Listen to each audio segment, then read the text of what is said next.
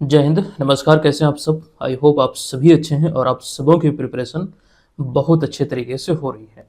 दोस्तों, आज की इस वीडियो में 4 अप्रैल 2025 से संबंधित प्रश्नों को आप देखेंगे, जिसमें बिहार राष्ट्रीय अंतर्राष्ट्रीय तीनों घटनाओं का संग्रह होगा। और हमेशा की तरह तमाम जानकारी यहाँ पर मैं आपको विस्तृत तौर पर देने वाला हूँ। तो पूरे वीडियो को आप सभी ध्यानपूर्वक देखेंगे। सेशन की शुरुआत करें उससे पहले पिछले वीडियो में दरअसल एक प्रश्न हमने आपसे पूछा था। ये प्रश्न था कि अंग्रेजी दैनिक अखबार इंडियन एक्सप्रेस द्वारा हालिया जारी देश के 100 सबसे प्रभावशाली लोगों की सूची में नीतीश कुमार कौन से स्थान पर है। अच्छा, इस सूची को लेकर कंप्लीट जानकारी हमने आपको दिया है पिछले क्लास में।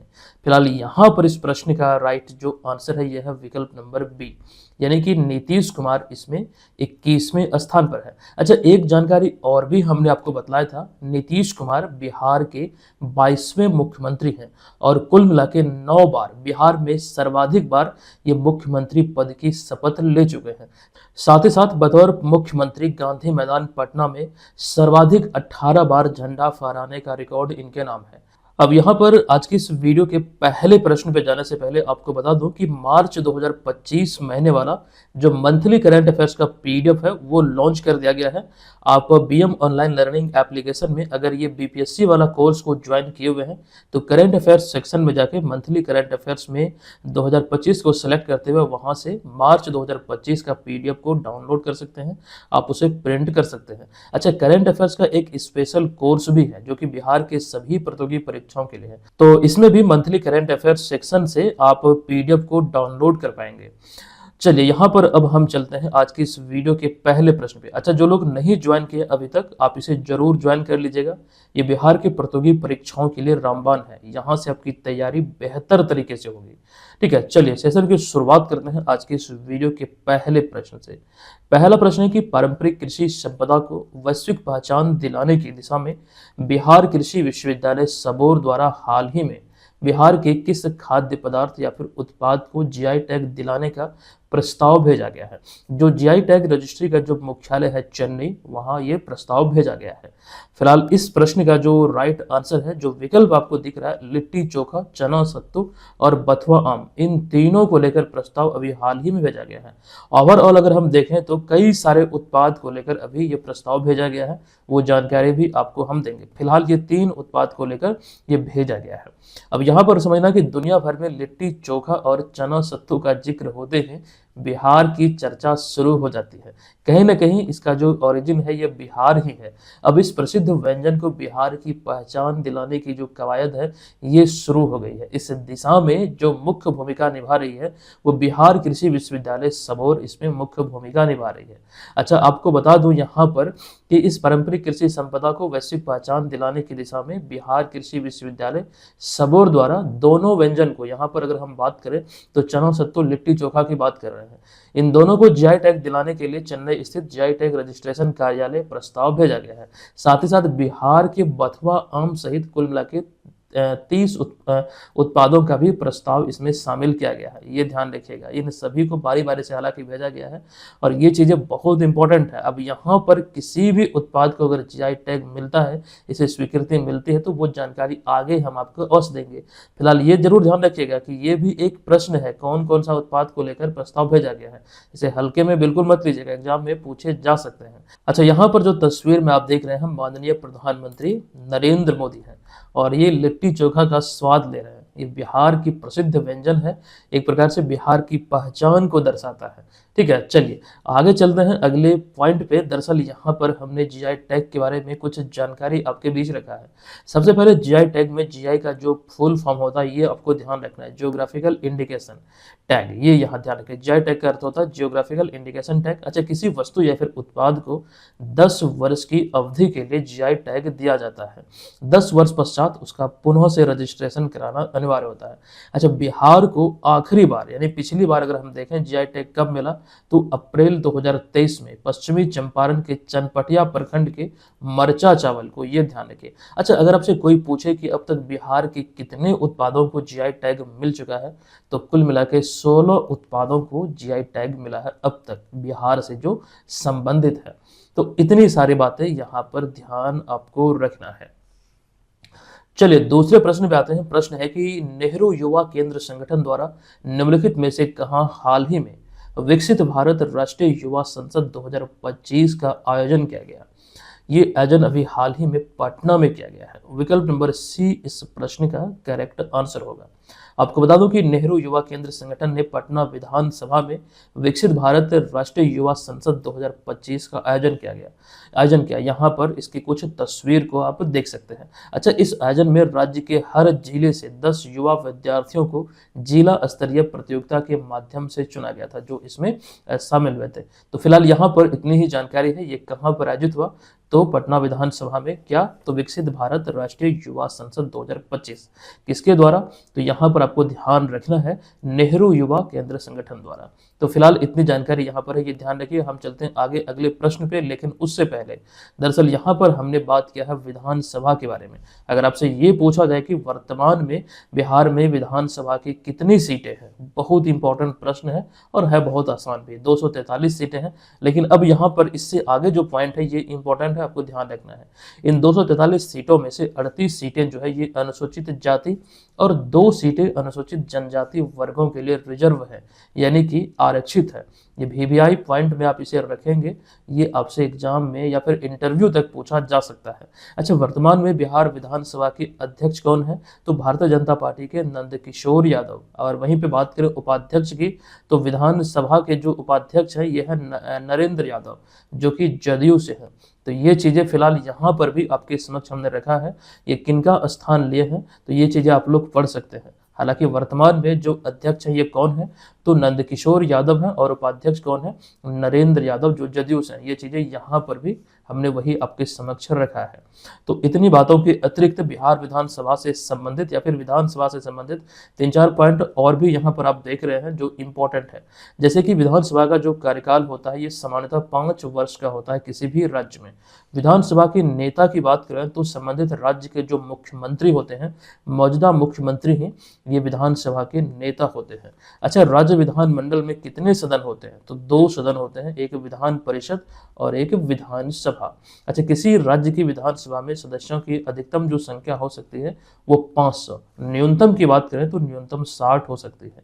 ये सभी इंपॉर्टेंट है, यहाँ से आपके एग्जाम में प्रश्न बनने की प्रबल संभावना नजर आती है। ध्यान रखिएगा। हम चलते हैं अगले प्रश्न पे।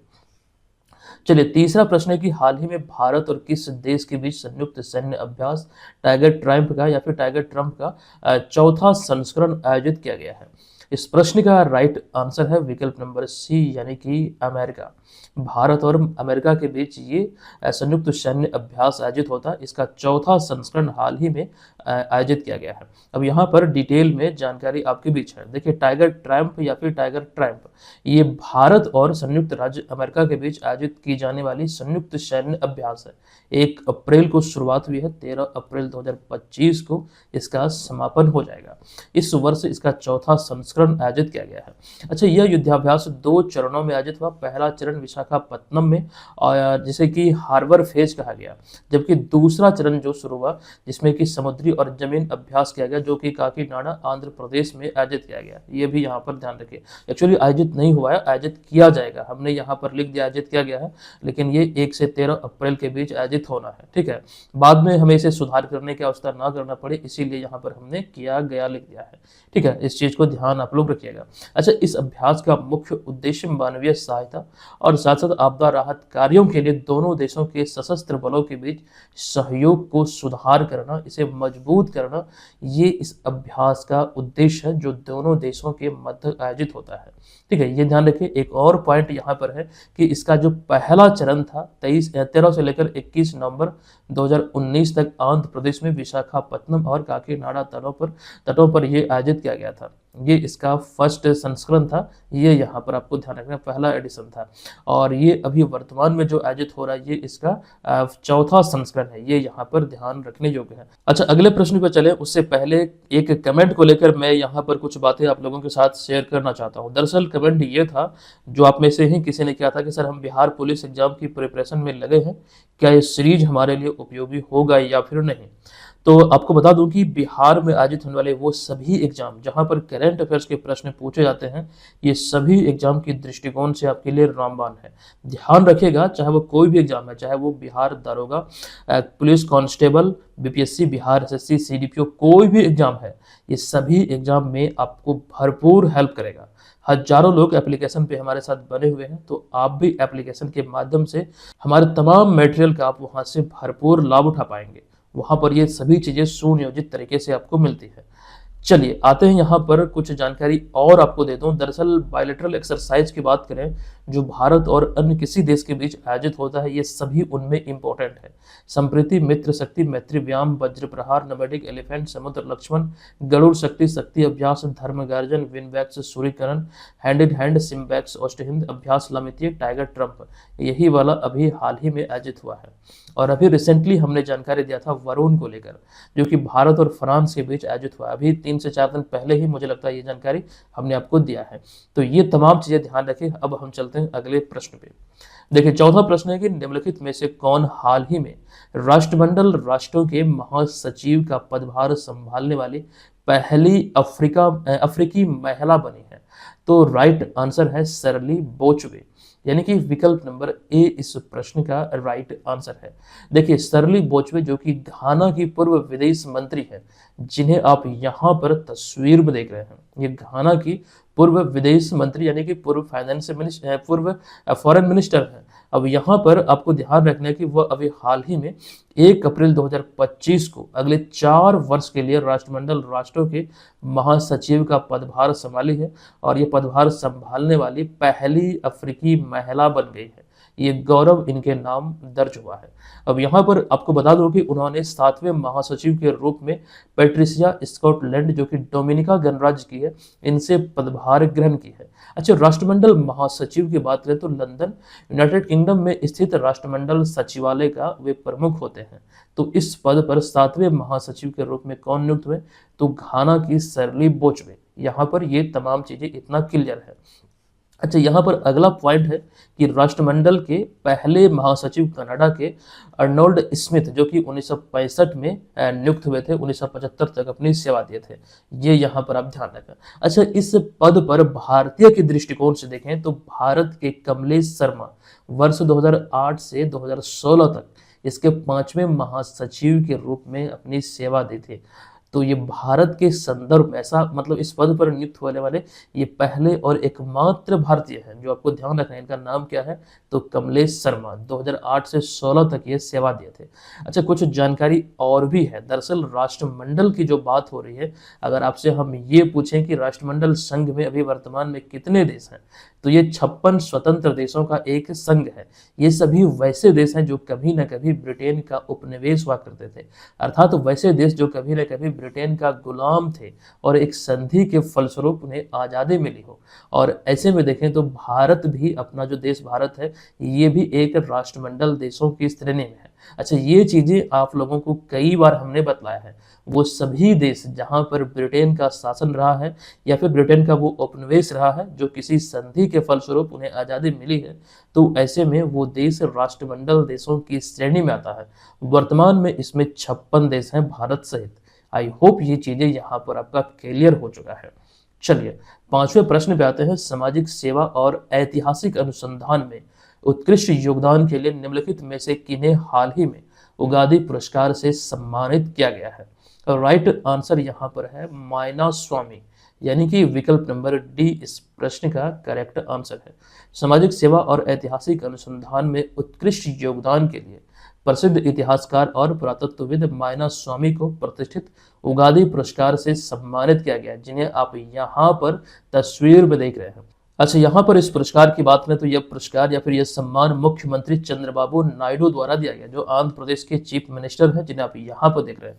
दरअसल उगादी पुरस्कार की बात करें तो यह आंध्र प्रदेश सरकार द्वारा दिया जाने वाला एक प्रतिष्ठित सम्मान है, जो कि विभिन्न क्षेत्रों में उत्कृष्ट कार्य करने वाले व्यक्तियों को दिया जाता है प्रत्येक वर्ष। तो इस वर्ष 2025 के लिए ये मायना स्वामी को प्रदान किया गया है। यहाँ पर फिलहाल इतनी जानकारी है। अच्छा, रिसेंटली पिछले अगर हम बात करें 1 सप्ताह दफा की, तो कई सारे पुरस्कार को लेकर हमने आपको जानकारी दिया है। इन सभी चीज़ों को रिवाइज करते रहिएगा, बहुत इंपॉर्टेंट आपके लिए होने वाली है। अच्छा, पुरस्कारों को लेकर जो जानकारी हमने आपको दिया है वो मार्च महीने वाला पीडीएफ में हमने जो मार्च से संबंधित था उसमें डाल दिया है। आप लोग प्रिंट करके उसे रिवाइज जरूर कर लीजिएगा। तो ये अगला छठा प्रश्न है कि संयुक्त राष्ट्र ने हाल ही में भारत सहित कितने देश को बाल मृत्यु दर में कमी करने के कारण अनुकरणीय देश का दर्जा दिया है। जो ये उपलब्धि एक प्रकार से बोले या फिर ये बोले कि इसमें पहले की तुलना में मतलब बाल मृत्यु दर में कमी देखने को मिला है, मतलब इसमें सुधार हुआ है। तो अनुकरणीय देश का दर्जा दिया गया है 5 देशों को भारत सहित। विकल्प नंबर सी इस प्रश्न का राइट आंसर हो जाएगा। हाल ही में 25 मार्च 2025 को जारी की गई बाल मृत्यु दर अनुमान रिपोर्ट के लिए संयुक्त राष्ट्र अंतर एजेंसी समूह ने बाल मृत्यु दर में कमी लाने में 5 देशों को अनुकरणीय देशों का दर्जा दिया है। अब इन 5 देशों की बात करें तो इसमें भारत सहित नेपाल, सेनेगल, घाना और बुरुंडी शामिल है। ये 5 देशों में देखा जाए तो बाल मृत्यु दर में पहले की तुलना में कमी आई है, अर्थात ऐसे देश ने रोके जा सकने वाले बाल मृत्यु दर को कम करने में तेजी से प्रगति दिखाई है, मतलब इसमें तेजी से सुधार हुआ है। ये चीज ध्यान रखिएगा, इन 5 देशों के संदर्भ में ये बात यहाँ पर लिखी गई है। अच्छा, इस रिपोर्ट के अनुसार भारत ने 2000 के बाद यानी कि वर्ष 2000 के बाद 5 साल से कम उम्र के बच्चों की मृत्यु दर में 70% और नवजात शिशु दर में 61% की कमी दर्ज की है, जो यहाँ पर इसमें तस्वीर में भी आप देख सकते हैं। ये आंकड़ा को आप ध्यान रखिएगा, ये बहुत इंपॉर्टेंट आपके लिए होने वाले ये सभी जो डेटा आपके बीच है, ठीक है। अच्छा, संयुक्त राष्ट्र ने आयुष्मान भारत जैसी स्वास्थ्य पहल का उदाहरण देते हुए बाल मृत्यु दर में कमी लाने के लिए भारत के प्रयासों और भारत की प्रगति की सराहना भी की है। इसमें मुख्य जो भूमिका रही इस समय भारत में जो खास करके आयुष्मान भारत, जो खास करके अगर हम देखें पूरी दुनिया में ये सबसे बड़ी स्वास्थ्य बीमा योजना है, तो कहीं ना कहीं क्रेडिट इसको भी जाता है, जो कि लगभग 5 लाख रुपए तक का यहाँ पर इलाज की सुविधा प्रदान करती है।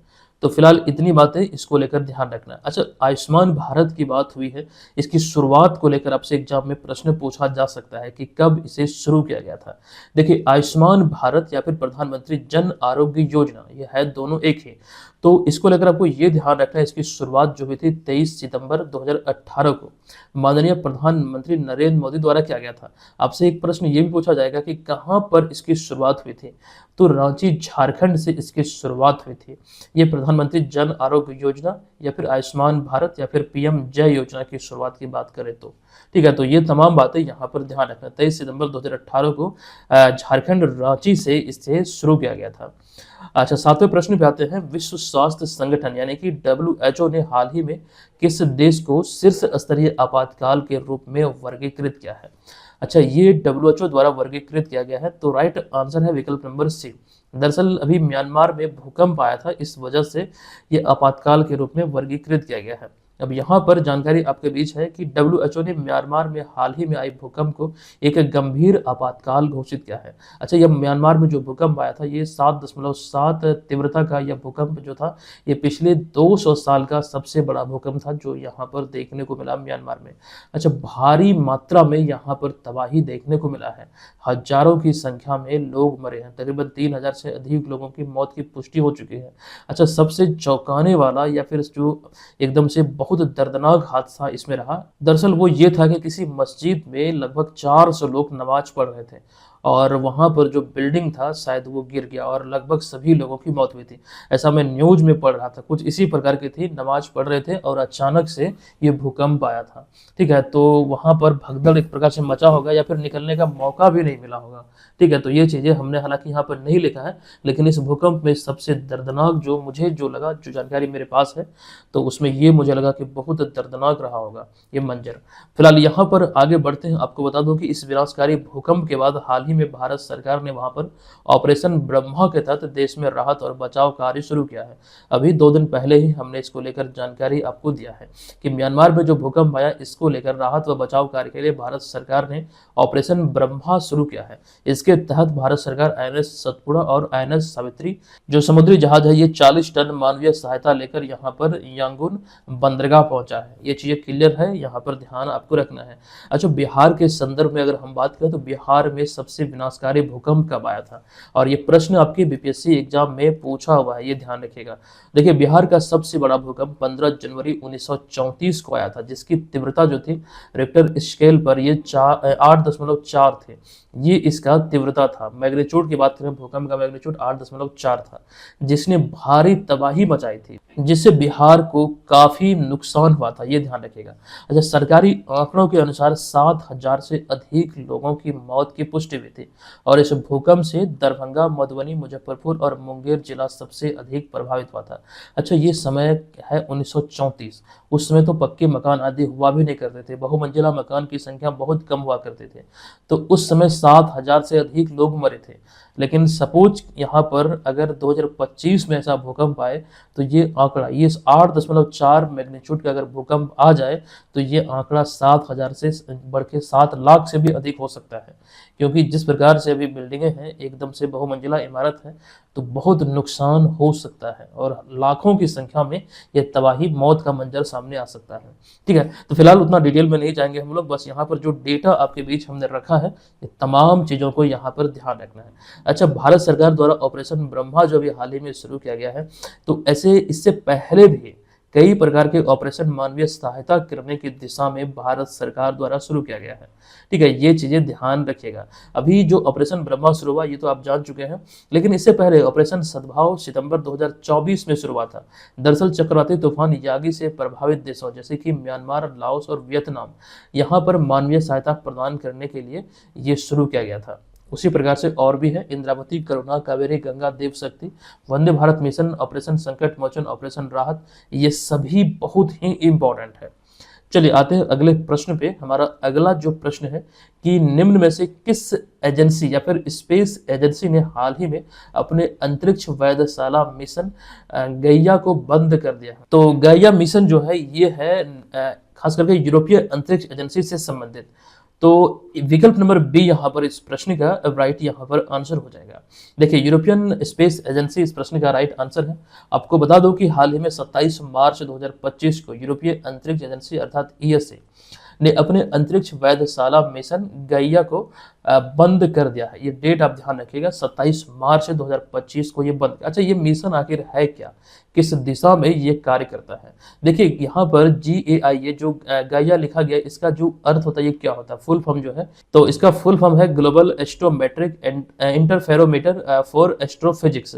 ये इसका फुल फॉर्म है, ये ध्यान रखिए।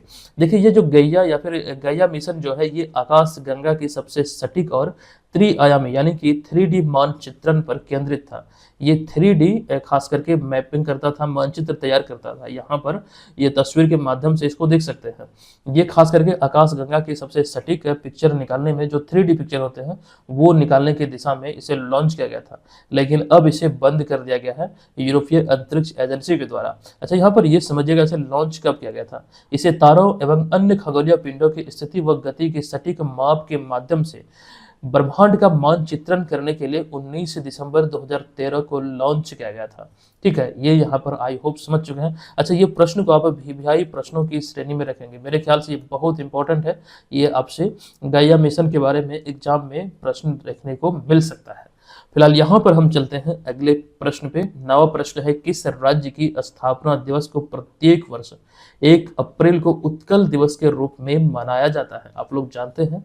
विकल्प नंबर सी इस प्रश्न का राइट आंसर होगा, उड़ीसा स्थापना दिवस को।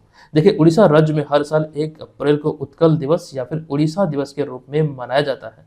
यह दिवस 1 अप्रैल 1936 को उड़ीसा के एक अलग राज्य के रूप में गठन होने की याद में मनाया जाता है। ये दिवस उड़ीसा की स्थापना दिवस को इंगित करता है।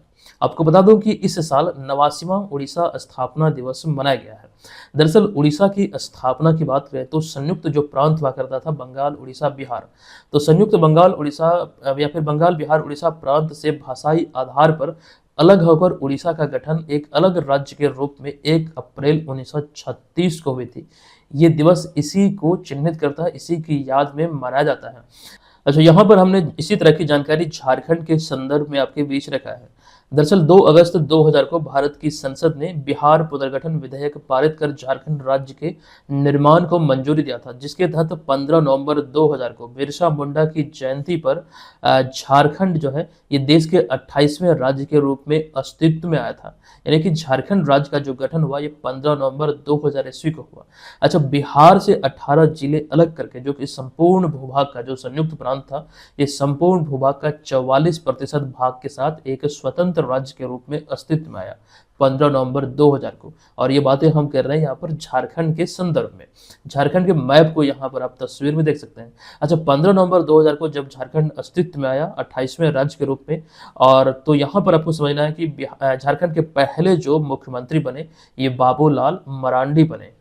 10वां प्रश्न है कि ग्लोबल पावर सिटी इंडेक्स 2024 में किस भारतीय शहर को 48वां स्थान मिला है, जो कि भारत का एकमात्र शहर है जो टॉप 50 में शामिल है।